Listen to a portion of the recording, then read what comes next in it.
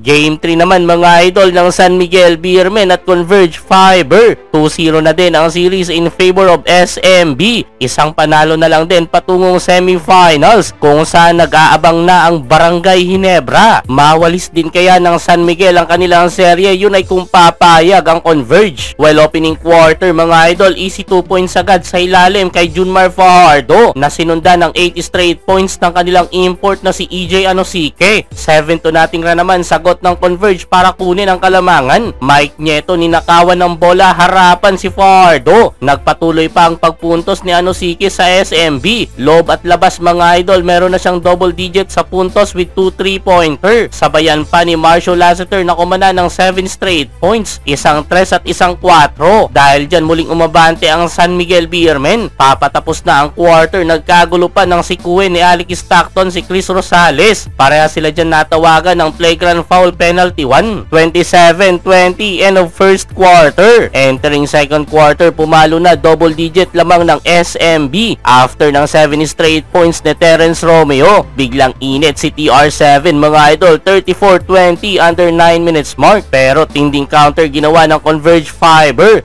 11 nating run, naputol na lang yan sa end 1 play na to ni Junmar Fajardo. Mainit pa rin sina Alec Stockton at Chris Rosales na maintain ng San Miguel kanilang kalamangan. EJ Anosike nang gigil na sa ring. 53-44 end of second quarter. Leading scorer ang 18 points ni Anosike at 11 points ni Lassiter. Kalaban ang 12 points ni Stockton at 11 din ni Arana. Entering third quarter, unstoppable pa rin si EJ Anosike. Lakas talaga sa ilalim ng import na to mga idol. Kinakain lang nilang dalawa ni Junmar Fajardo ang depensa ng Converge Fiber. Nagpatuloy na ang pag-alagwa ng San Miguel Beermen. Chris Ross libreng-libre sa layup, hindi na ipasok. Buti na lang andyan si CJ Perez. Ayaw pala ng malapit ni Ross sa 4 bumawi mga idol. Uminit na si CJ Perez, pati si Fajardo kumanada din sa 3. Tambak mahigit 20 na ang Converge. EJ Anosike naman ginagawang mga bata ang bantay ng Fiber. Kaya naman sa play na ito, pinuwersa na lang siya. Flagrant foul penalty 1 ang nahatol dyan kay Jalen Jones. Pagpasok ng fourth quarter, gandang umpisa para sa Converge kung saan nagkaroon sila ng 8 nating run. Nagpatuloy pa ang momentum na yan ng Fiber mga